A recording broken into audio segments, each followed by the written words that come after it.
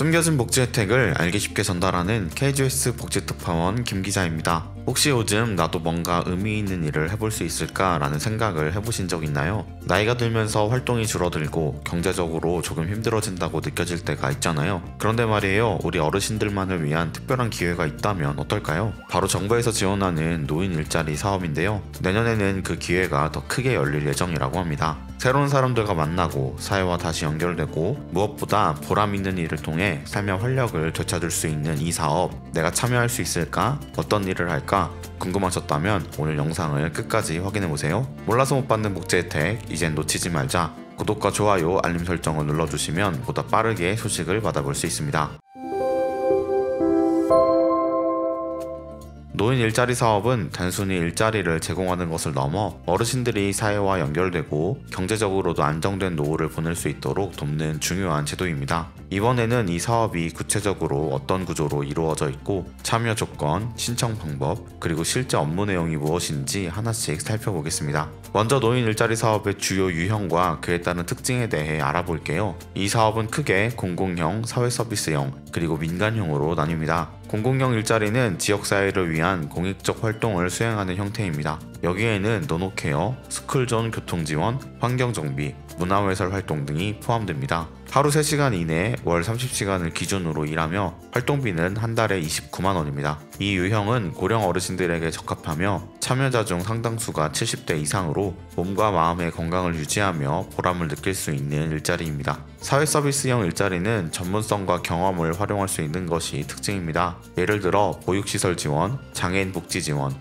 금융 업무 보조, 시니어 가스 안전관리원 등이 있습니다. 최근에는 아이돌봄 시범 사업이 추가되어 맞벌이 가정을 지원하는 새로운 활동이 포함됐습니다. 사회서비스형은 공공형보다 근무 시간이 길고 업무 강도가 높은 대신 한 달 60시간 기준 약 76만 원을 받을 수 있어 경제적 지원도 훨씬 큽니다. 특히 학력과 경력을 살릴 수 있어 은퇴 후에도 전문성을 유지하며 활발히 활동할 수 있는 기회를 제공합니다. 민간형은 이름 그대로 민간 기업이나 단체가 주도적으로 운영하는 일자리로 참여자들에게 일정한 수익을 창출할 수 있는 기회를 제공합니다. 이 유형에는 공동체 사업단, 취업 지원, 현장 실습 훈련 지원, 그리고 노인 친화기업 등이 포함됩니다. 공동체 사업단은 지역 비영리 기관이 노인들에게 적합한 사업장을 만들어 운영하며 음식 제조, 농작물 재배, 세탁 및 택배 등의 다양한 일을 할 수 있습니다. 취업 지원은 구직 정보와 상담을 제공하며 경비원, 환경미화원, 요양보호사 등 다양한 직종에서 일할 기회를 제공합니다. 그렇다면 이 사업에 참여하려면 어떻게 해야 할까요? 먼저 기본적인 참여 조건을 알아두는 것이 중요합니다. 대부분의 경우 만 60세 이상이 참여 가능하며 소득 수준, 경력, 세대 구성 등을 종합적으로 평가해 선발합니다.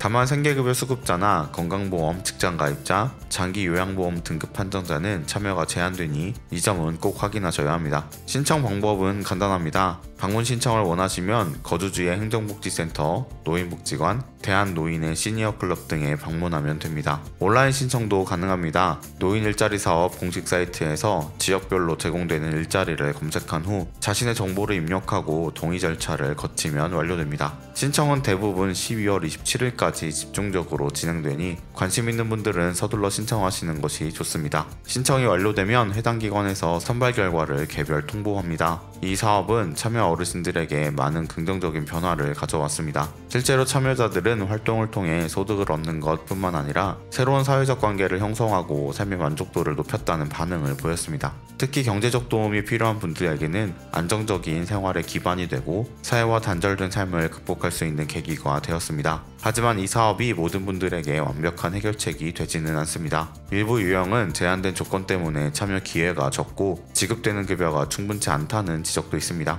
특히 생계급여 수급자들의 경우 노인 일자리 사업에 참여할 수 없어 추가 지원 방안이 필요하다는 목소리가 큽니다. 그럼에도 불구하고 노인 일자리 사업은 고령화 시대에 필수적인 정책으로 자리 잡았으며 매년 그 규모와 질이 점차 개선되고 있습니다. 마지막으로 정부는 2027년까지 노인 일자리 120만 개를 목표로 사업을 확대해 나가고 있습니다. 이 사업은 단순히 일자리를 제공하는 것을 넘어 어르신들이 자신의 경험과 역량을 사회에 기여하며 활기찬 노후를 보낼 수 있도록 돕는 중요한 역할을 합니다. 오늘은 노인 일자리 사업에 대해 자세히 말씀드렸습니다. 이 사업은 단순히 경제적인 도움을 넘어 어르신들께 새로운 기회를 제공하고 사회와 더 가깝게 연결될 수 있는 다리가 되어줍니다. 무엇보다 내년에는 더 많은 분들이 참여하실 수 있도록 기회가 열려 있으니 고민하지 마시고 도전해보시면 좋겠습니다. 놓치는 혜택이 없도록 숨겨진 정보를 찾아 나서는 복지특파원, 저 김 기자가 앞으로도 도움되는 소식 전달해드리도록 하겠습니다. 채널 구독과 좋아요, 알림 설정 부탁드리며